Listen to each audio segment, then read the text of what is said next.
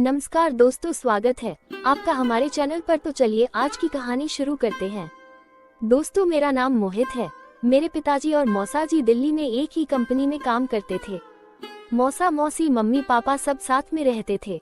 मेरी मौसी का नाम लता है। मौसी की उम्र 28 बरस थी। वो शादीशुदा है। शादी के 4 साल हो गए लेकिन तक कोई बच्चा नहीं हुआ है।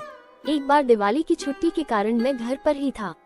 दिवाली की छुट्टी के कारण सब लोगों ने घूमने का प्लान बनाया। मेरी जाने की इच्छा ही नहीं थी, इसलिए मैंने मना कर दिया। सब लोग राजस्थान घूमने जाने की तैयारी कर रहे थे। मौसी भी तैयार थी लेकिन उन्हें चक्कर आने की बीमारी थी। उन्हें सुबह से ही ठीक नहीं लग रहा था। सब लोग नीचे इकट्ठा हुए और अपने अपने बैग कार में रखने लगे। मौसी को ठीक नहीं लग रहा था। मौसी जी ने मौसा जी से कहा कि उनकी तबीयत ठीक नहीं और शायद यह नहीं जा पाएगी। तो मौसा जी बोले कि मैं रुक जाता हूँ, पर मौसी ने कहा मोहित तो घर पर है ही, कोई दिक्कत हुई तो मैं उनके साथ दवा लेने चली जाऊंगी। तो मौसा जी मान गए और सब लोग राजस्थान के लिए निकल गए। अब घर में मैं और मौसी ही थे। मैंने मौसी से उनकी तबीयत पूछी तो उन्होंने कहा कि वो थोड़ी देर आराम करने अपने कमरे में जा रही है। मैं भी अपना काम करने लगा। मौसी सो रही थी, फिर 11 बजे उठी और बोली मैं नहाने जा रहा हूँ। कहकर मासी नहाने चली गई। मैं अपना काम करके हाल में जाकर टीवी देखने लगा। अचानक मौसी के चिल्लाने की आवाज आई। मैं भागता हुआ बाथरूम दरवाजे में पहुंचा। मौसी चिल्ला रही थी बाथरूम में। मैं बाथरूम के दरवाजे पर खड़ा होकर मौसी को आवाज दी, क्या हुआ मौसी, आप ठीक तो है ना? मौसी बोली मैं गिर गई हूँ। मौसी बोली मदद कर अंदर आकर। वो चिल्लाई। मैं झट से अंदर गया और देखा मौसी नीचे गिरी पड़ी थी। वो अपना पैर पकड़े हुई थी और दर्द से कराह रही थी। उन्होंने केवल तौलिया लपेटे हुई थी। मैंने उन्हें उठाया, अपने कंधों पर उनका हाथ रखा और उन्हें बेडरूम में ले आया। वो दर्द से कराह रही थी। उन्होंने कहा चक्कर आने के कारण मैं गिर गई थी। मैंने उनके पैर पर स्प्रे लगाकर थोड़ी मालिश कर दी, पर उनका दर्द कम होने का नाम नहीं ले रहा था। उन्होंने कहा हॉस्पिटल जाना पड़ेगा, शायद हड्डी टूट गई है। मैं जल्दी में गाड़ी निकालने जा रहा था, पर मैं ये तो भूल ही गया कि मासी ने कपड़े नहीं पहने हैं। मौसी ने आवाज लगाकर मुझे वापस बुलाया और कहा रुको, पहले कपड़े तो पहनने दो। मेरी फुल लॉटरी ही लग गई। इससे पहले मैं मौसी के अंदर के कपड़े बाथरूम में लटके देखे थे और कभी कभी तो हाथ में लेकर भी देखे थे। मैंने उन्हें सफेद वाला कपड़ा दे दिया। उन्होंने मुझे बाहर रुकने को कहा। कमरे से बाहर मैं खड़ा था, तभी उन्होंने आवाज दी मुझे, बेटा जरा अंदर आओ। मैं अंदर गया तो देखा मौसी ने ऊपर का कपड़ा पहन लिया था, पर उनकी नीचे का कपड़ा अभी भी बिस्तर पर पड़ा था। उन्होंने उसकी तरफ इशारा करते हुए कहा ये पहनने में मदद कर। उन्होंने अभी भी तौलिया डाला हुआ था। उन्होंने कहा आंखें बंद रख और पहनाने में मदद कर। मैं ऐसे मौके को हाथ से जाने नहीं दे सकता था, इसलिए मैंने आंखें बंद करने का नाटक करते हुए पहनाने लगा, तो वो खुद उठ नहीं पा रही थी, इसलिए उन्हें मुझे कहा थोड़ा खींचने के लिए। मैंने ये करते वक्त अपनी आंखें खोली और जब मैं ऊपर कर रहा था तब मैं मौसी का वो देखा। उस वक्त का मेरा एहसास मुझे जिंदगी भर याद रहेगा। मौसी ने मुझे सब कुछ देखते हुए देख लिया था, पर वो उस वक्त कुछ नहीं बोली।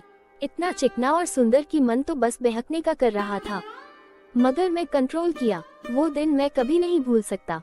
मौसी को ऐसे में देखकर मेरा तो मन विचलित हो उठता और उनकी तस्वीर तो मेरे दिमाग में घर कर गई।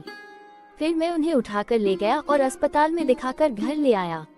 अस्पताल में जांच कराने पर पता चला कि मौसी के पैर में मोच आ गई है, फ्रैक्चर नहीं हुआ था।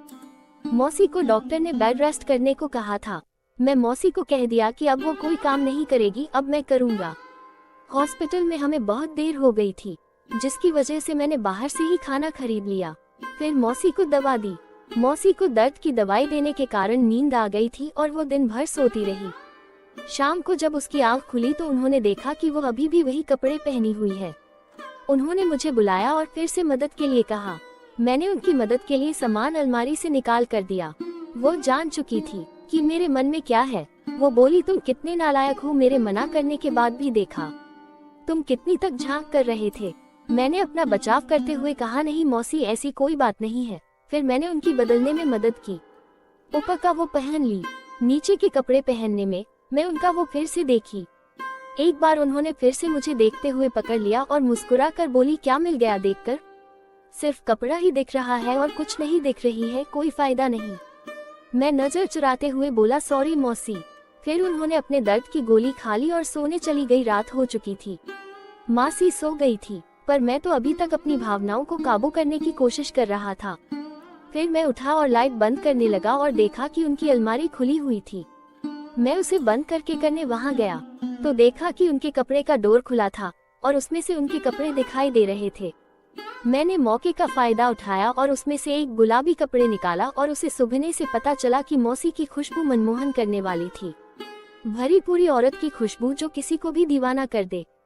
मैंने खुद पर कंट्रोल किया और उसे मैं मौके का फायदा उठाया और उसमें से एक गुलाबी कपड़े निकाले।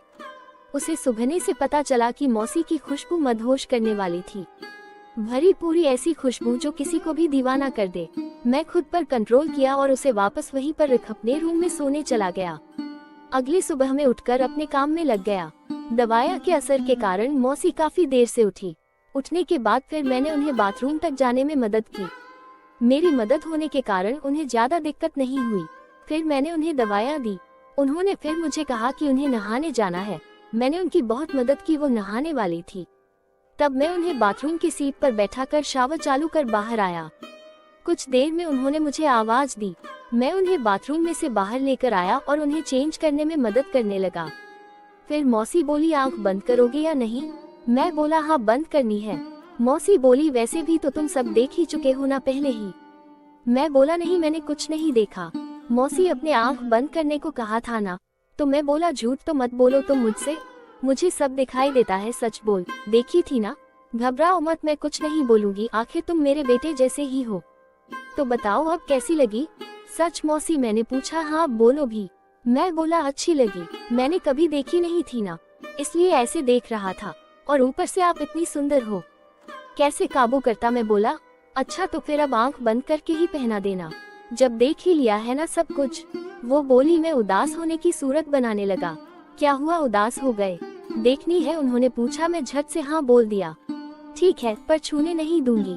मैंने कहा ठीक है, वैसे भी यह इतनी आसानी से किसी को नहीं मिलती। उन्होंने कहा। उस वक्त तो मैं 7वें आसमान पर था। देख लो अच्छे से, फिर से नहीं देखने दूंगी, वो बोली। मैं देखने लगा और देखता रह गया। तो मौसी बोली, इतनी अच्छी लगी तुम्हें, बस देखते ही रहोगे क्या? हाँ मौसी। फिर मौसी ने मुझे अपने हाथों में ले लिया। फिर हम दोनों खूब मजे किए। कुछ समय बाद फिर उन्होंने मुझे पास बुलाया और कहा, मुझे इससे ज्यादा मजा कभी नहीं आया, चल अभी आराम करते हैं, तुम जब चाहो तब अपनी जरूरत पूरी कर सकते हो, अब मैं तुम्हारी हूँ। फिर हम दोनों दिन भर प्यार करते रहे और मजे किए। उसके बाद जब भी मौका मिलता हम खूब प्यार करते हैं। तो दोस्तों, इस कहानी के बारे अपनी राय कमेंट बॉक्स में जरूर देना। ये वीडियो आप फेसबुक पर देख रहे हो तो फॉलो कीजिए, यूट्यूब पर देख रहे हो सब्सक्राइब कीजिए, बेल बटन को ऑल पर सेट कीजिए, जिससे आने वाली हर वीडियो सबसे पहले आप तक पहुंचे। धन्यवाद।